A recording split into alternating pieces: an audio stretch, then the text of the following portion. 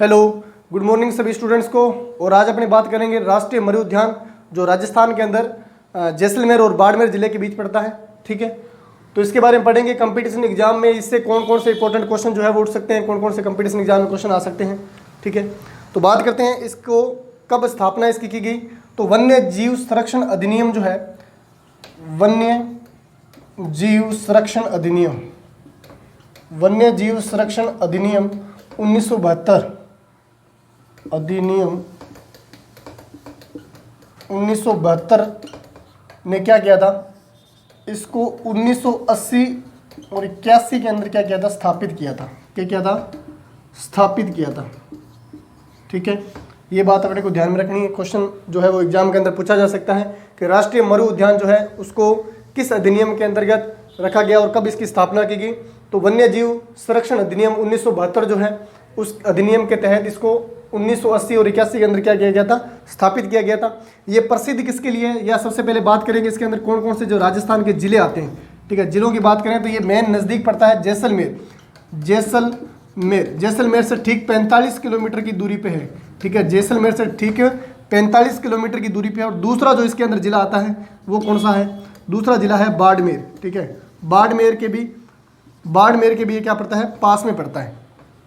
ठीक है, उसके बाद में बात करते हैं प्रसिद्धि की। ये प्रसिद्ध किसके लिए है, तो ये प्रसिद्ध जो है वो किसके लिए है, वो गोडावन के लिए प्रसिद्ध है। और गोडावन क्या है, राजस्थान का राजस्थान का राज्य पक्षी है गोडावन।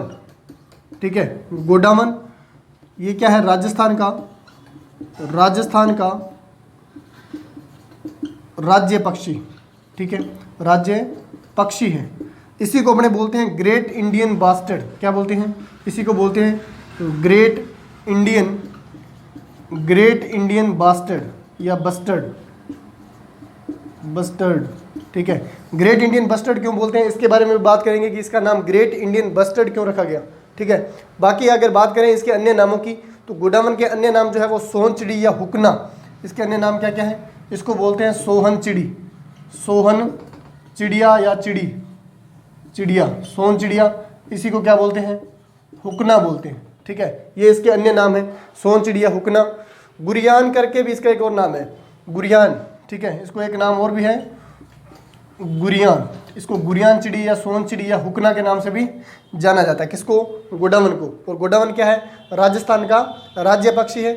इसको ग्रेट इंडियन बास्टर्ड क्यों बोलते हैं, क्योंकि इसका वजन जो है वो लगभग 40 किलोग्राम होता है। इसका वजन कितना है, इसका वजन 40 किलोग्राम है। इसका वजन लगभग 40 किलोग्राम है। हाँ, किलोग्राम है, केजी किलोग्राम है। तो क्या होगा, इसको वजन होने के कारण ये उड़ नहीं पाता, और उड़ नहीं पाता तो बेचारा भागता है। तो लोग इसके क्या करते हैं, शिकार करते हैं। और यह भी एक खतराग्रस्त प्रजाति है, खतराग्रस्त है, पूरी तरह से विलुप्त होने के कगार पे है। इसकी 1000 के समथिंग जनसंख्या जो है वो बची है, बाकी पूरी तरह से विलुप्त हो गए। ठीक है, तो लोग इसका शिकार करते हैं। जब इसको शिकार करते हैं तो ये क्या करता है, बड़ा पक्षी है, इसकी गर्दन थोड़ी लंबी होती है। ठीक है, तो ये शिकारियों को देख के सामने भागने लग जाता है। अगर भागने लग जाएगा तो ये उड़ेगा नहीं, क्या करेगा, छोटी सी झाड़ियाँ या घास फूस देख के वहीं पे ही बैठ जाएगा, अपनी गर्दन छुपा के बैठ जाएगा। ठीक है, इसका शरीर ज़्यादा बड़ा है, जैसे मान लो ये पक्षी है, इसका शरीर ज़्यादा बड़ा है और गर्दन इतनी बड़ी है। ये क्या करेगा, अपनी गर्दन को छुपा लेता है, इकट्ठा होकर वहीं बैठ जाएगा शिकारियों के सामने। शिकारी को जैसे सामने देखेगा इकट्ठा होकर वहीं बैठ जाएगा और अपनी गर्दन को छुपा लेगा।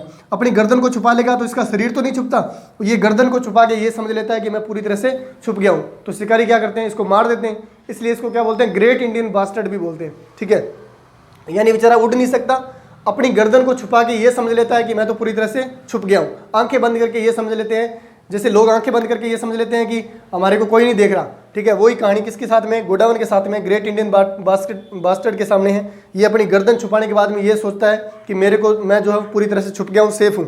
तो शिकारी क्या करते हैं, इसका शिकार कर लेते हैं, इसको मार देते हैं। ठीक है, इसलिए इसकी प्रजातियाँ जो कम होती जा रही है और इसलिए इसको क्या बना दिया गया है, राज्य पक्षी बना दिए गए।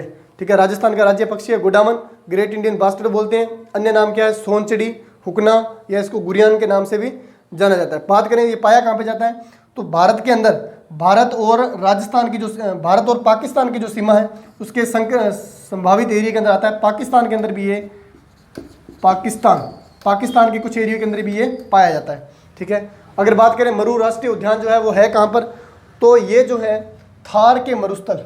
ठीक है, थार के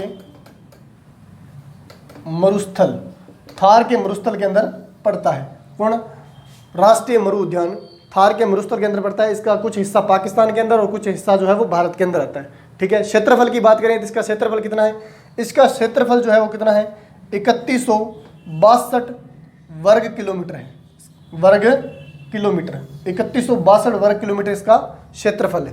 ठीक है, ये आपको ध्यान में रखना है, 3162 वर्ग किलोमीटर क्षेत्रफल है। और भारत की बात करें या राजस्थान की बात करें तो राजस्थान का सबसे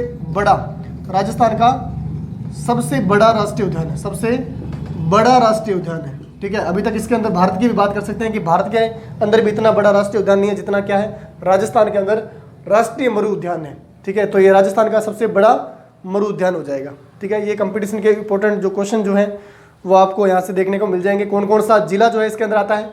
बाड़मेर और मेन जैसलमेर है, 45 किलोमीटर की दूरी पे है और बाड़मेर आता है। कब इसको स्थापित किया गया था? तो वन्य जीव संरक्षण अधिनियम 1972 के तहत 1980-81 के अंदर इसको स्थापित किया गया था। राजस्थान का सबसे बड़ा है। वर्ग क्षेत्रफल की बात करें तो 3162 वर्ग किलोमीटर इसका क्षेत्रफल है। ठीक है, और ये प्रसिद्ध किसके लिए? गोडावनी के लिए प्रसिद्ध है। और इसके लिए क्या क्या प्रसिद्ध है? तो ये इस मरु उद्यान के अंदर पाई जाती है सेवन घास। क्या पाई जाती है? सेवन घास पाई जाती है। सेवन घास के लिए प्रसिद्ध है। आग पाए जाते हैं, आग के लिए प्रसिद्ध है। और बात करें जीवों के अंदर तो जीवों के अंदर इसके अंदर पाया जाता है काला हिरण।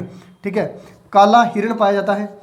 काला हिरण या अपने मस्क डियर हैं जो कस्तूरी मृग होते हैं उनके लिए भी ये क्या है? फेमस है। बड़े बाज हो गए, इन जैसे भी पक्षी जो है, बाज हो गए, गिद्ध हो गए, ये सभी पक्षी जो है वहाँ पे मिल जाएगी।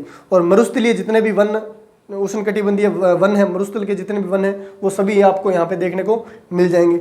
अगर बात करें इसकी पर्यटन स्थल जो घूमने के लिए आते हैं, देखने के लिए आते हैं, उनके लिए बात करें कि कौन सा टाइम सही रहेगा तो गर्मी पड़ती है राजस्थान के अंदर, आपको पता ही है। और राष्ट्रीय मरु उद्यान में अगर आप घूमने जा रहे हो तो उस टाइम टेम्परेचर जो है ज़्यादा होगा, तो सही समय कौन सा रहेगा? शीतकालीन समय सही रहेगा। कौन सा रहेगा?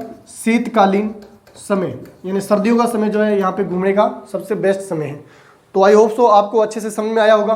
कंपटीशन एग्जाम की दृष्टि से जो भी क्वेश्चन यहाँ से उठेंगे वो आपके सोल्व हो जाएंगे। ठीक है, और नेक्स्ट क्लास के अंदर पढ़ेंगे किसी नेक्स्ट उद्यान के बारे में। तब तक के लिए